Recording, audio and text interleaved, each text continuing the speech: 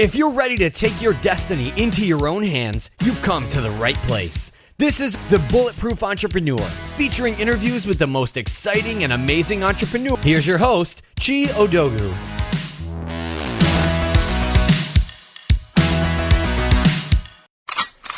Getting your team up to date on the latest skills required for success is hard work, but you don't have to worry about it anymore.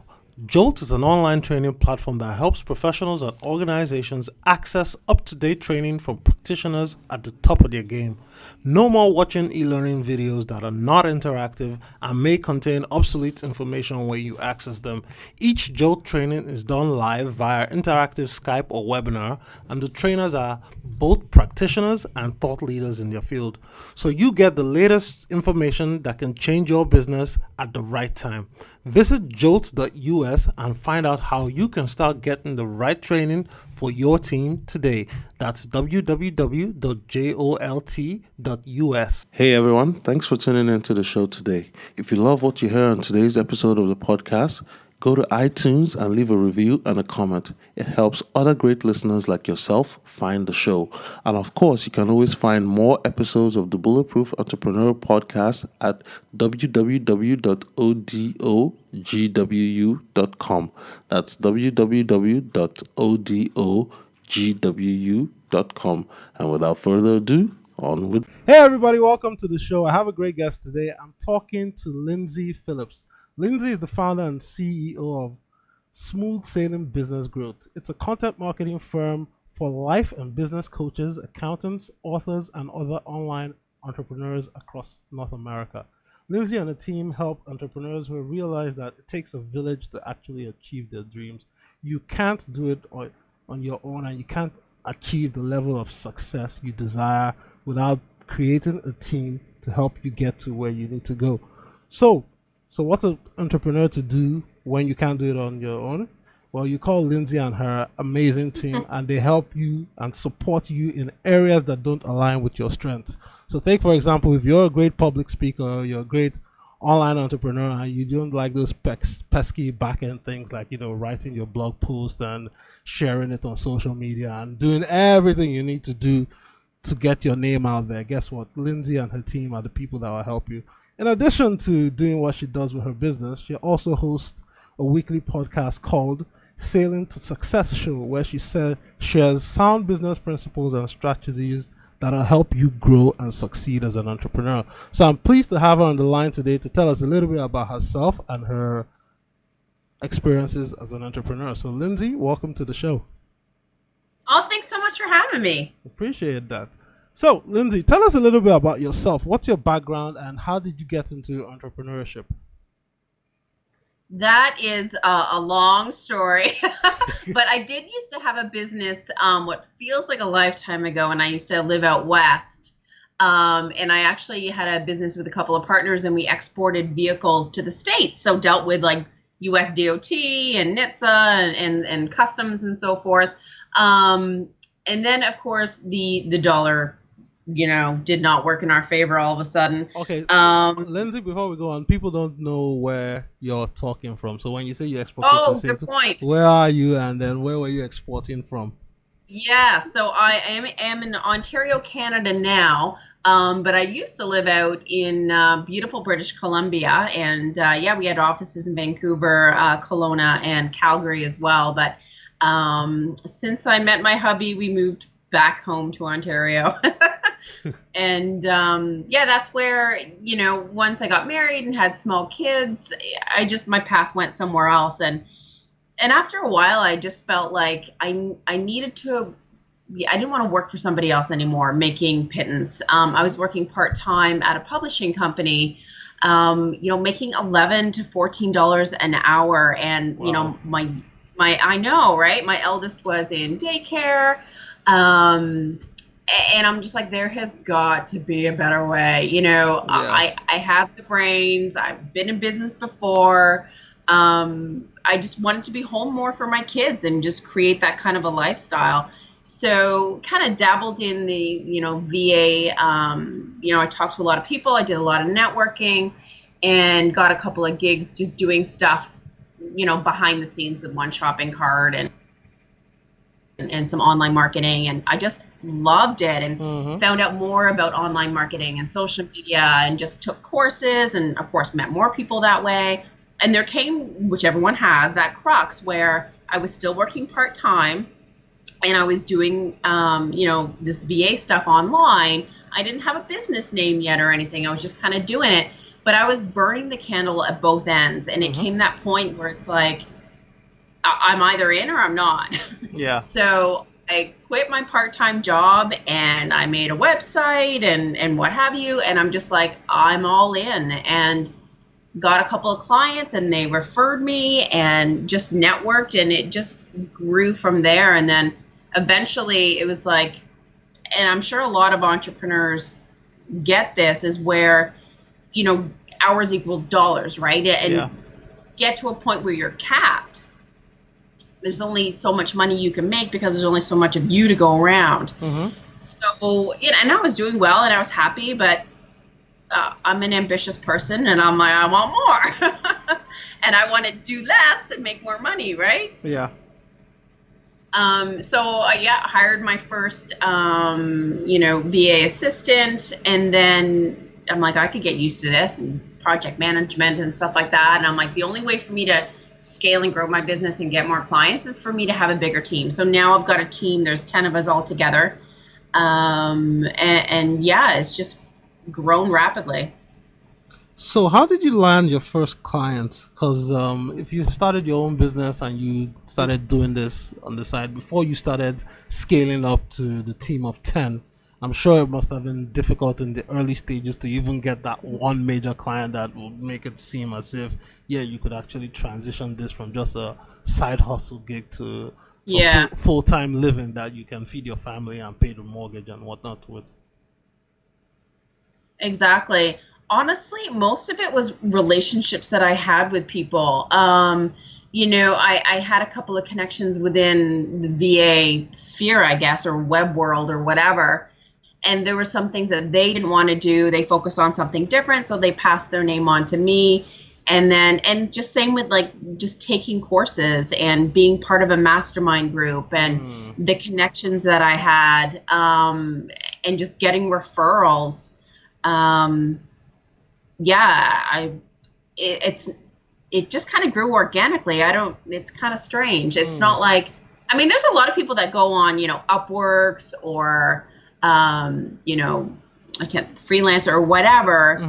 There's mymom.com. By all means, anyone starting out in the VA, if you will, or if they're web developers, if they're copywriters, whatever, there are tons of opportunities within those organizations to get that start, right? Yes. Yes, there are. Yeah, go on, Lyndsay. Oh, yeah, and then just you kind of mentioned earlier about me flipping from VA to content marketing, and that was more me realizing things that I didn't like to do and things that I did like to do. I was kind of finally got to a position where it's like, I hate doing XYZ and I don't want to do that anymore. But it was also, I was really excelling in content marketing for my clients, and more people were coming to me for that type of expertise. And plus, it's easier for me to scale my business if I'm niched, and it's easier to create my packages. Increase my revenue. Some people, as you may know, they're scared of niching down, but in reality, if you niche down your expertise, you actually have more opportunity for growth, and you have more opportunity to scale your business and run it smoothly. Yeah, and you get to be known as an expert and an authority and a leader in the space, and that opens up the pond for you. So it's like being a general practitioner. I don't know what they call them in the UK, but the GPs over here. Yeah, same thing, yeah. And then you have the neurosurgeon that only does the brain that you get hit by a car from the left side, and that guy is obviously going to be paid way more money than the guy that just treats the common cold. Yeah, that is so true. And it's what I have my passion for. I love it. I get kind of not laughed at, but my husband sometimes is like, I hear you like strategizing with a client and man, you're like all fired up and you talk a mile a minute. I'm like, I know, I got to slow down sometimes. So, but Lyndsay, in the VA space, people normally think of hiring VAs from, other parts of the world, especially Asia. We talk about Philippines or India or wherever, where the costs are much, much lower. And then obviously, if the costs are lower, you kind of get what you pay for. So your VA might not be of the best caliber, as it were. So what was your competitive advantage launching a VA business based out of North America, servicing North American clients, even though they know they could probably get a cheaper option overseas? There's a couple of points that I kind of want to bring attention to here is that there's different kinds of VAs, right? And I even kind of hate the term VA because it's such a broad term. I mean, and it can mean so many different things to so many different people. Yeah. Like a VA to me is like, someone checking my inbox and managing my emails or my schedule and doing quotes and, maybe some bookkeeping. But a VA to someone else, it might mean social media or, there's web-based VAs that, do that techie stuff, or there's VAs that are only doing like accounting and bookkeeping. So I think people really need to stop and think about what is it that they need help with, and do I need an expert in that to do that particular job? The other point I want to raise is that some people, I have a couple of VAs that are, I have one that's in the Philippines, and for a client we're outsourcing and there's lead research and sales calls and emails and stuff. And that's outsourced out of the country as well. And that has its space for sure.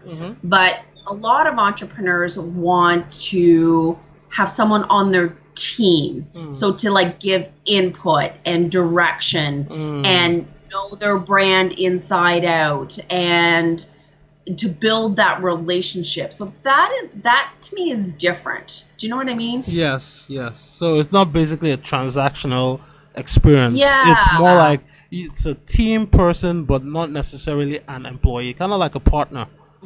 Yeah. Okay. And then think of me as someone that's on your team for your online marketing, or maybe you just need administrative support. But yeah, I think people or entrepreneurs they think, I'm overwhelmed and I'm stressed out and I'm freaking out and stuff like that. I need a VA. But I've even had people call me and they're like, I need help. I need a VA. And I'm like, okay, like what areas are you thinking of delegating or outsourcing? And they have no clue. They have no idea, I guess, what the options are. And they have no idea what they're willing to let go of. Yeah. Because a lot of entrepreneurs, I even have some clients, I'm like, you don't need to be doing that. Like, get your assistant to give me that information. You're the owner. You can't be the bottleneck in the situation either. But they need to feel okay to let go, and they need to really be clear about what tasks they want to offload to allow them to work, on their business more. So in your experience, Lyndsay, what's the biggest problem people you work with, entrepreneurs, coaches, small business owners, what's the biggest problem they're facing that they say, hey, I need Lyndsay to swoop in and come and save the day for me? That's a good question. The biggest is that they know they need to do content marketing. They know they need to put out blogs or videos or a podcast. They need to be consistent with social media marketing and interact and engage with people, but they don't have the time. So it falls on the back burner. It's like if you go to your Facebook and your posts are like, they're crazy awesome one week, and then there's like, you've fallen off the face of the planet for 2 weeks. That's not consistent branding, and you're not going to you're not going to be top of mind with people, right? So it's like if you see that your marketing efforts are inconsistent, or little to none, and also if you realize that there's all these things that you want to like all these goals that you have that you want to accomplish, but you haven't. Oh, I keep meaning to do that. I keep meaning to start a podcast show. I wanted to accomplish this by this date, but it didn't happen. If those things are coming up, then you know that you need support in some way. Otherwise, you're not going to meet your goals. You're not going to keep moving forward. So those are the two big markers. And some of the people that I have calling me and my clients and stuff, it's, again, they know that they need to do a video on the podcast, or they don't know how, or they don't have time. Where really, in all reality, if they give me a blog, or they give me a blog topic, or they record a few videos in 1 week, or a few podcasts, we take care of the rest. So that's such a minimal time effort on their behalf. And then we handle all the rest, so they can just breathe easy and focus on their own thing. Yeah.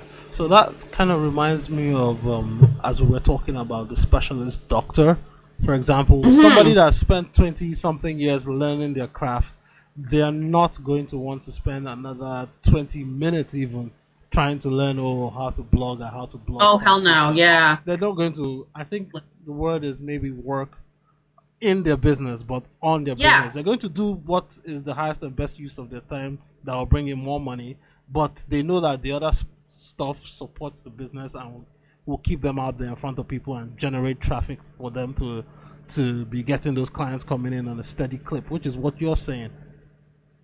Yeah, exactly. And I've got a good story for you, because I'm sure as hell, I'm a control freak, man. I even forget sometimes. I'm like, why am I doing this? I'm like, my team needs to do this for me. Like, every now and then I gotta like really pay attention to what it is that I'm doing. It was like, and I write a lot of my own blogs because I love to do it, and I love sharing that information.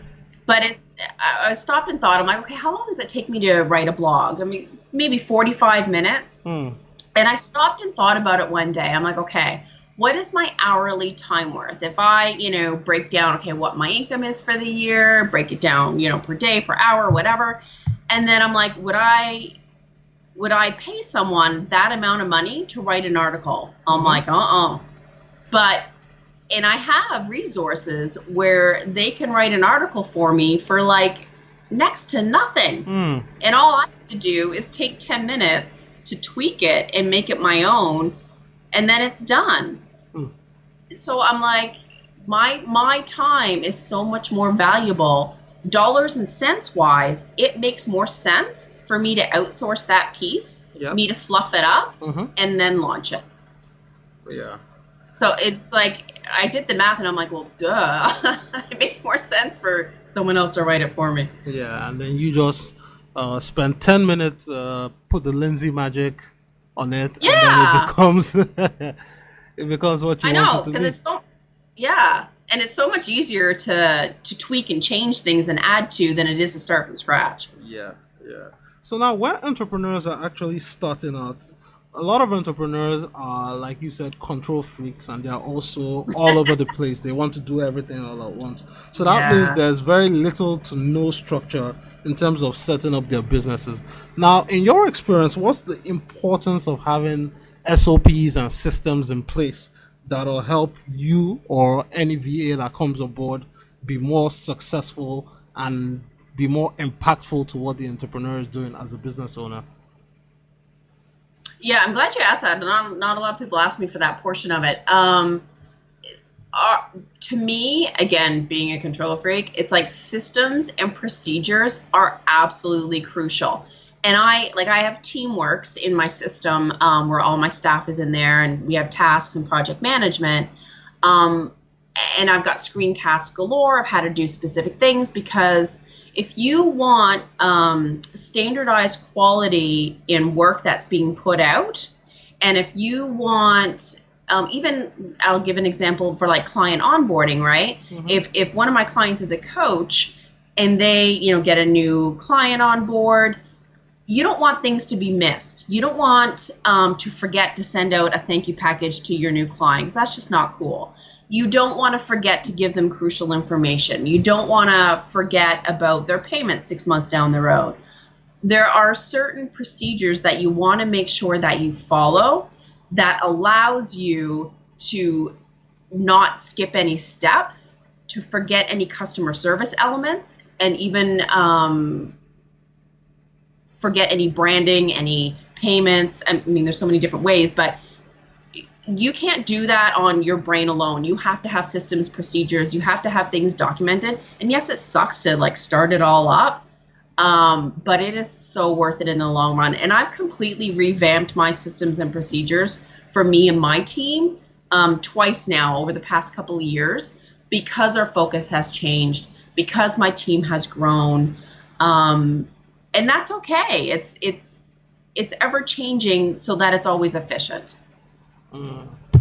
And as a specialist in content marketing plays what role in terms of helping entrepreneurs and business owners attract new clients? Because people talk about we need to do content marketing, we need to get ourselves out there creating the podcast. But if you create the podcast and you put it out there in a vacuum, how does it actually bring clients to your business, which is what you want, right? How does it help you generate money?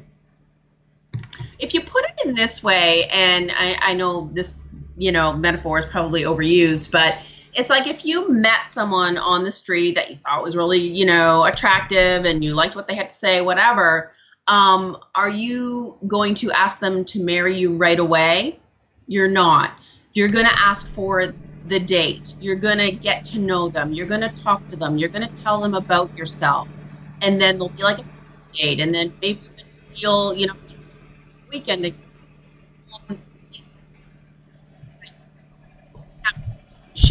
get to know each other.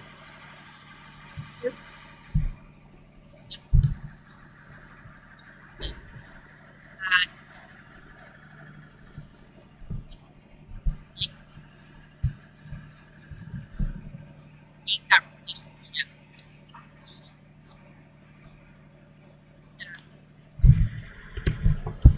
Like if they read your blog and then they start, watching your videos, they're like, man, this person knows what they're talking about. You know what? They can really solve this problem that I have. And plus you're going to share it with other people. So you're going to increase your circle, if you will, increase your exposure so that even more people know about your brilliance and your expertise, what you have to offer. And then once you bring through those channels, whether it's a lead magnet or social media or they're reading a blog, hopefully you're going to get them on your e-list so that you can have better sales funnels to nurture them and offer them some of your lower paying services to kind of move them up the ladder so that they eventually say yes to your big ticket item, which obviously is the end goal. Yeah. There's some things you just mentioned right now, because for us in the online space, we have our terminology and our lingo like you would in every industry. So you just mentioned things like sales funnel, lead magnet, and all that stuff. So for an online business, for example, like Johnny Joe accountancy that's only working between January and April 15th. He doesn't understand what a sales funnel is. He doesn't understand what a lead magnet is. So if you're working with such a person to be their face on the internet, for example, how would you advise them as a partner how to start creating those online things that we have, like sales funnels and lead magnet and your core offers and your tripwires and all that stuff, so that they can start to understand that these things are not abstract and there's a sequence to creating your business? Hello? Howdy. Sorry. Internet went sideways? Yeah, the rain. Sorry. Trying to remember what I was talking about.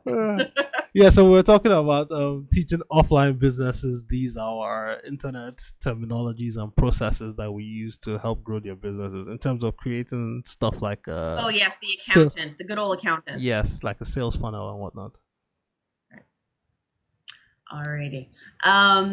So yeah, I do work with a couple of accountants, and they weren't so sure about the whole lead magnet sales funnels thing.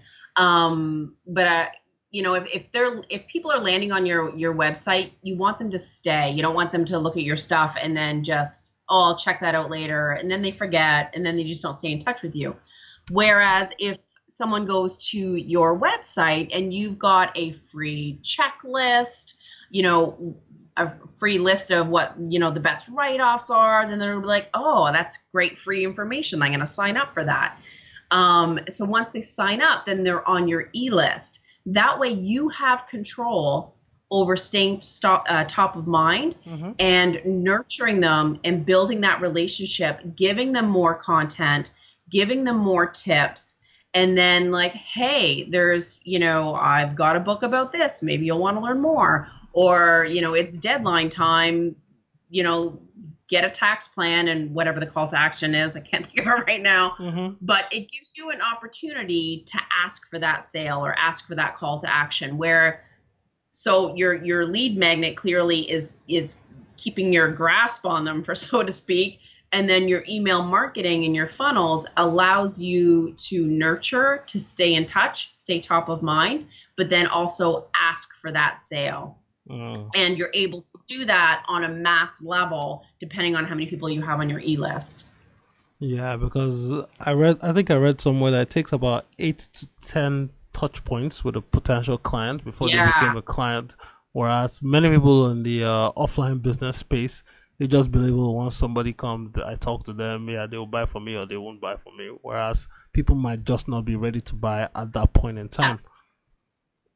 Exactly, and you want them to be impressed with what you know. You want them to like the fact that you're giving them free information, and just getting to know you.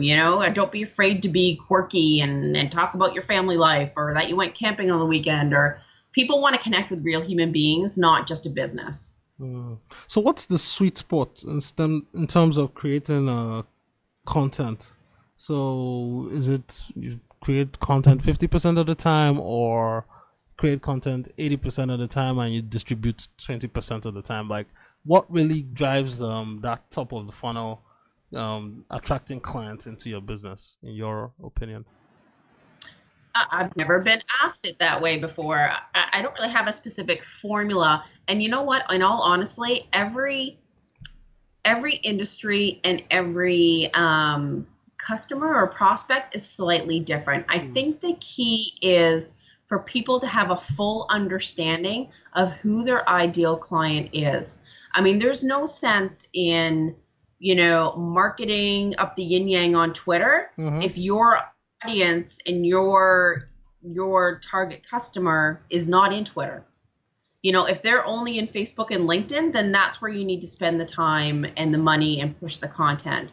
If you find out that your audience, depending on the age and the demographics and what their interests are or whatever, if they are, video watchers and they don't like to read anything, then that is really crucial to where you're going to market and what kind of content you're going to push out there.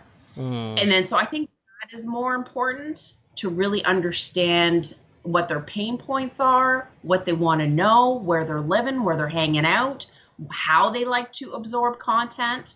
Maybe they hate podcasts and they love videos. I mean, you need to know. And then the other part is, you can't just push out the content and then hope for the best. Yeah. You need to, if someone's commenting on your posts or liking it, thank them, ask them questions, go onto other people's pages and comment on their stuff to get a conversation going. Don't be afraid to reach out through direct messages. It's that engaging in the interaction and like you are actually having a conversation and getting to know people, that is crucial. But some people are always afraid that if they start to do that, start engaging and start asking questions, they'll feel as if it's being manufactured, like it comes off as like, they're kind of just trying to just be nice, that it's not really organic. So there's that fear on that end. What would you say to that? I think just be yourself and be authentic, and if there's stuff that doesn't resonate with you on a particular post of, someone or someone that you're connected with, if it doesn't resonate with you, then don't pretend that it is. Like, just bypass that and find one that does resonate with you. And, hey, here's my opinion, or I really like that picture, or even just good for you, congratulations, or hey, I checked out this blog last week that you wrote, and I really liked this point that you raised. It's being genuine and being truthful and just being honest with who you are and what you're liking. So when it comes to being genuine, honest, and who you are, There's this statement where they say you must be everywhere: Facebook, Twitter, Instagram, podcast, blogs, YouTube, everything at once. And for someone like me, I'm a bit of an introvert. I prefer not to be seen. I rather prefer to be heard. That's why I stick behind the mic and that's why I Fair hide enough. behind the mic and people can hear my voice but they didn't see my face. But for people who are actually considering, how can I start getting myself out there? Because okay, maybe I will hire a VA or I will hire a content marketer. What's the best approach to start doing this thing on your own as a person, because you're trying to create a bit of a celebrity for yourself, and Yeah. what works for you? So how would you advise people? Because eventually I know that though I'm hiding behind the microphone, my face still has to get out there in video because of the way the world is going. But you do video, you do podcasts, you write blogs. How did you start developing your own content strategy in terms of putting yourself out there and getting people to know you? And it's so hard for many people, right? I remember it was a year and a half ago. So I have a business coach and a mastermind program. And I knew I had to, get out more content, blah, blah, blah. And I was going to do a video show and a podcast. And my business coach was bugging me forever to do it. And I was so resisting. And I may seem like a really outgoing person, and I can be. But for me to do my podcast show and me to do my videos, I was scared crapless. I resisted 100%, and I almost wanted to vomit when I filmed my first videos, and they do suck, and I've taken a couple of them down since. But it's like my coach said, it's like you got to do what's scary to you. You got to do what's outside of your comfort zone, or you're not going to move forward. And then he also told me, like, you got to suck it up and just get over it. I'm like, fine. Tough love.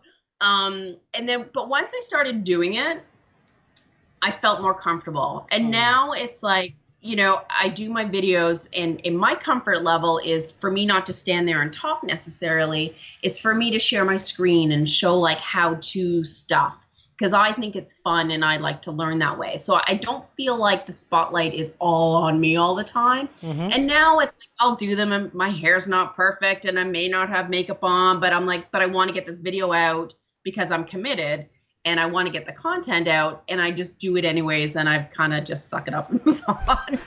And honestly, but the funny thing is like I am so not comfortable with like going live on Facebook yet. I don't know what it is. And I know someone probably needs to smack me upside the head. And so I've done everything else, but I haven't really gone live on Facebook yet. Someday I may. But it's knowing what your comfort levels are. And once you do it a few times and you just, you forgive yourself for not being perfect. It's okay. People don't want you to be perfect. They want you to be relatable. They want you to give good content. And after you've done 20, you can take down the first 2 if they suck, kind of like I did. and then you do get comfortable with it. And now I'm like, it's fine. And then I thought it was going to be weird being interviewed, right? Yes. Like, what am I going to talk about? I know my stuff and what have you, but I wasn't completely comfortable with that. It took a good few interviews for me to be comfortable being interviewed and talk. And now I love it. I honestly just feel like I'm connecting with you and that we're just chit-chatting and have a conversation. Yeah. And for me, it's like you're in Africa right now and I'm in Canada. Like, how cool is that that we're having a conversation online? Yes, I need to be on the internet where everybody around the globe will listen to this. It's just, we live in such an amazing time. Cool. Yeah. Yeah, so I think if you and honestly, you just kind of have to bite the bullet. Yeah. Go on. Go ahead. Go on, no. Oh, I was just going to say, video can be really crucial because if people see your face and your eyes, they feel like they know you and they feel like they can trust you, Yes. But video is great in that sense, especially when we're all conditioned because we watch movies, TV shows, and all that stuff growing up all through our lives. So we're used to having a face to the voice. But the thing I like about audio, it goes back to ancient times. I remember growing up even as a kid in Africa when even in the evenings when we didn't have power or something, they'd call us and we'd just say we'd have some stories. My mom would tell a story, or it's one of those things where no matter where you go, like even in North America, my friends used to go camping and they tell stories that you just share your voice and you're imagining and you're emoting and all those feelings are coming through your voice and your mannerisms. Yeah. Those things are also very powerful. So yes, it's challenging for a lot of people, but at the same time, you know what? We're all human beings. We all make mistakes. If you don't sit down and if you don't bite that bullet, you'll never grow and succeed. The expert today didn't start out that way. Oprah was told she sucked. Yes, and that is a very good point. And I remember seeing Maria Forleo, and she's like, her videos are like so polished and she's gorgeous in this beautiful studio. But it's like her first couple of videos were like her in her kitchen. And I'm like, she can do it and she started off somewhere, then so can I. Yeah, you just have to start. So, yeah. Lyndsay, when you started, what were some of the biggest challenges you faced in terms of your business? Some of it was I was sort of my own enemy, and it's that whole mindset thing, right? Like, who am I to do this, or who's going to want to hear from me? So that whole mindset thing can really trip you up and stop you from moving forward, doing a lot of things. And even like me joining a mastermind group, I'm like, oh, the investment and just, I don't know, I was like tripping myself up with my brain. But like once, and I find this very often, once I say yes and I take action, I feel empowered and I feel inspired and I feel motivated to do more. And it's like I'm all excited, right? And I do more and I accomplish more, and it's that whole snowball effect. Yeah. Yeah, but if I can't let my mind kind of trip me up. I have to keep that in check sometimes. So I would say that is honestly the biggest challenge. Yeah. And having enough time in a day.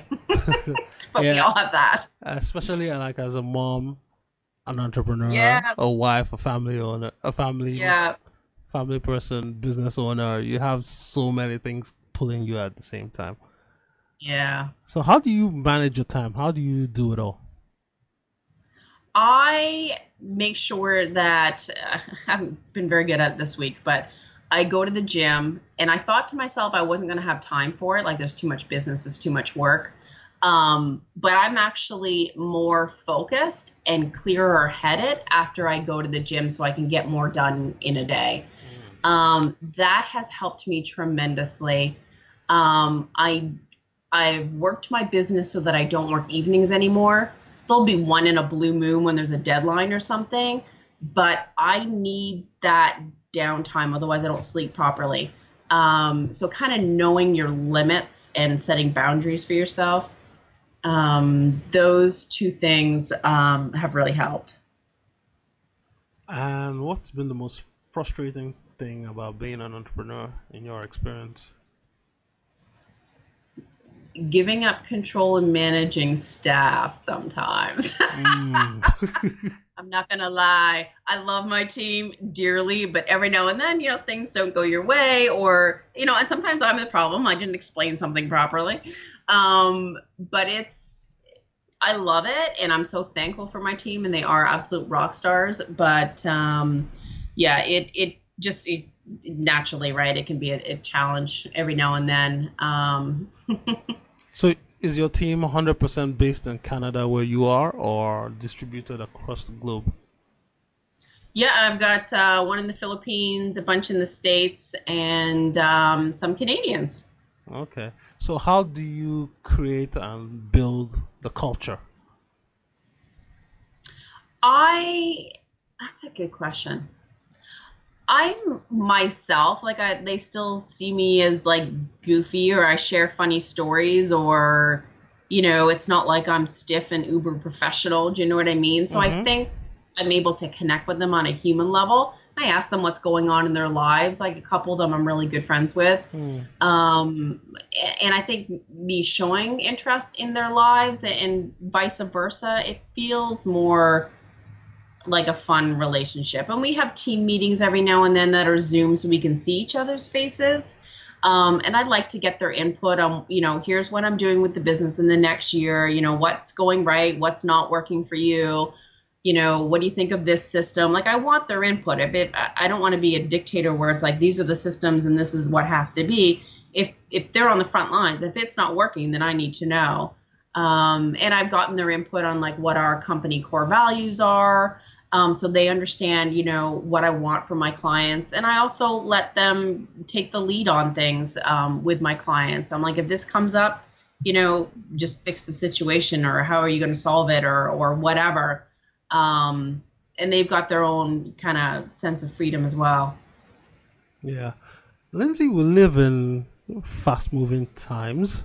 Mm-hmm. There's a rise of AI, machine learning, and so many tech stuff are just popping up all over the place, and people are kind of scared that their jobs are not going to be there in 3 to 5 years. You, as a content marketer, there are so many tools and systems that are coming out into the marketplace that are making it difficult for people to continue to make a living as a content marketer, where you have an AI system that can possibly write blog posts and analyze what's going to be the best headline, what's going to be the most evocative narrative to put out there.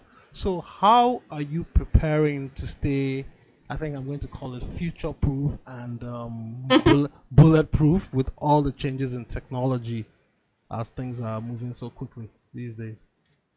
It is moving quickly. I've actually, one of my team members, I'm designating her as my kind of R&D, because there are so many tools out there, and it's like, how do you even have the time to know what your options are, what works, what doesn't work? So I'm definitely moving in that direction to have some help with that whole R&D thing.